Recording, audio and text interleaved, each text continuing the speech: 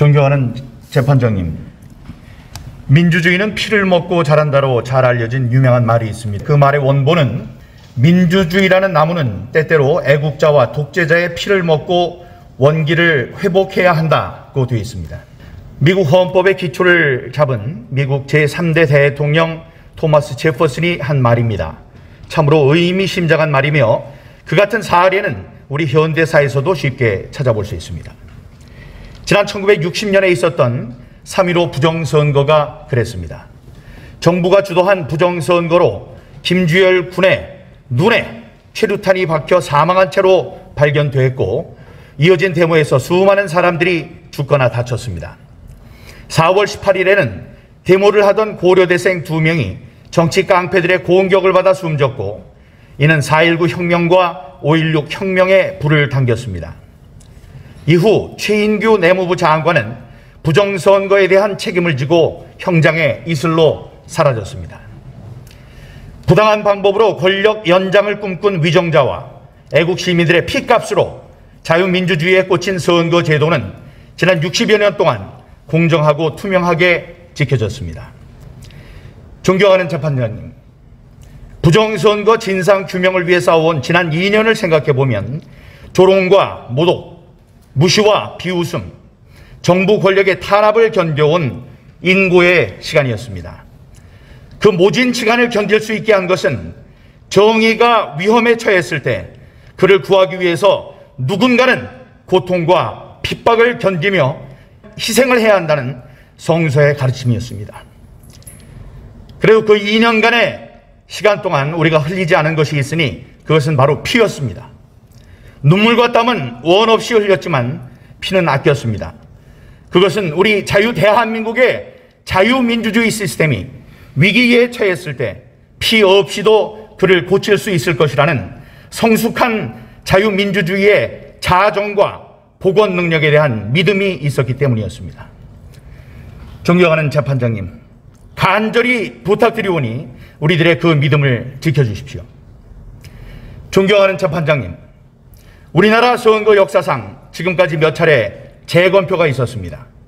지난 2000년에는 기자 출신인 문학진 후보가 개표 결과 단 3표 차이로 떨어지자 재검표를 요청했고, 그 결과 표 차이가 3표에서 2표로 줄어들었습니다. 단 1표가 줄어들었을 뿐입니다. 지난 2016년에는 인천 부평 갑구에서 우리 재판부 대법관님의 남편인 문병호 후보가 단 26표 차이로 낙선했습니다. 문 후보는 재검표를 신청했고 77일 만에 실시된 재검표 결과 26표의 차이는 23표 차이로 줄어들었습니다. 재검표로 바뀐 표는 단 3표에 불과했습니다. 이런 결과라면 완벽하지 않은 인간이 어쩔 수 없이 저지를 수 있는 실수며, 이런 정도라면 우리 자유민주주의 체제는 굳건하다고 할 수 있습니다. 그러나 바로 여러분들께서 지켜보신 제21대 총선 인천 연수구 을구의 재검표 결과는 어땠습니까? 무려 1년 2개월 만에 실시된 재검표에서 약 1000장의 이른바 일장기 투표용지가 쏟아져 나왔고, 생전 보도 듣도 못한 배춧잎 투표용지가 발견됐습니다.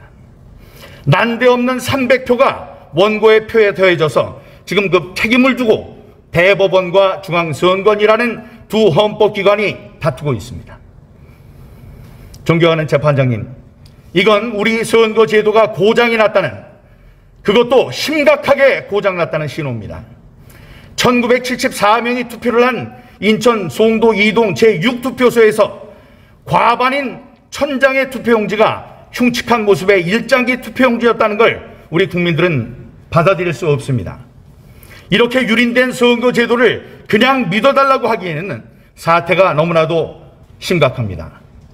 재판장님, 우리 국민은 헌법이 보장하는 완벽한 자유민주주의를 누릴 권리가 있습니다. 저는 지난 4.15 총선에서 훼손된 제 지역구 유권자들의 참정권을 복원시켜드리고자 지난 2년간 싸워왔습니다. 이제 그 종착지가 멀지 않아 보입니다. 존경하는 재판장님, 굳건한 뚝도 손가락만한 구멍에 의해 무너집니다. 정부 수립 이후 지금까지 한 표, 또는 3표의 차이가 났을 뿐이었던 재검표 전후의 득표 수가 갑자기 260여 표 차이로 벌어지고 투표소와 개표소에 있지 않았던 일장기 투표용지라는 무효 투표용지가 1000여 장 발견됐습니다. 이것은 누군가 불순한 세력이 선거 결과에 부당한 영향을 미치려 범죄 행위를 했다는 여실한 증거입니다. 이런 범죄 행위를 모른 척해서는 안 됩니다. 그것은 정의가 무엇인지 혼란스러워하는 사회에 대해 오직 양심과 법령이 명령하는 바에 따라 분명한 이념적 표들을 제시하는 대법관님들의 고귀한 사명에 어긋나는 일입니다. 만일 이번 투표를 정상적인 투표라고 하신다면 앞으로는 개표장에서 수만 장의 무효 투표지, 가짜 투표용지가 쏟아져 나오더라도 그 선거가 정당한 선거라고 선포해야만 하는 돌이킬 수 없는 판례로 남는다는 사실을 부디 기억해 주시기 바랍니다. 저는 이번 선거 부정으로 얻을 이익이 거의 없을 것으로 보이는 중앙선관위가 이렇게 길을 쓰고 각종 거짓말을 쏟아내며 공정한 재판을 방해하는 의도를 참으로 알 수 없습니다. 공정하고 투명한 선거 제도를 지키기 위해 그 누구보다도 애를 써야 할 선관위가 이런 알 수 없는 태도를 보이면 보일수록 자신들의 입장을 공정한 선거의 관리자가 아닌 분명한 선거 범죄 피의자의 위치로 자꾸 밀어넣는 일임을 지적하고자 합니다. 고장난 민주주의 체제를 고칠 수 있는 권위는 이제 단 2개의 주체의 어깨 위에서 찬란하게 빛납니다. 그 하나는 바로 저스티스, 정의라고 불리는 여러분 대법관들이십니다. 여러분들의 힘과 권능으로 고장난 선거제도를 바로잡는 무혈 시민혁명을 완성시켜 주십시오. 여러 대법관님들의 의로운 판결을 우리들은 고대하고 있습니다만 불행히도 그것이 불가능하다고 판단될 때 우리는 또 다른 주체인 민주 시민들의 힘에 기대며 그동안 아껴두었던 피를 흘려야 할지도 모릅니다.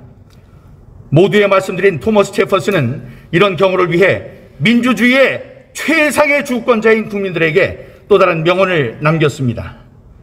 불의가 제도가 될 때 저항은 국민의 의무가 된다.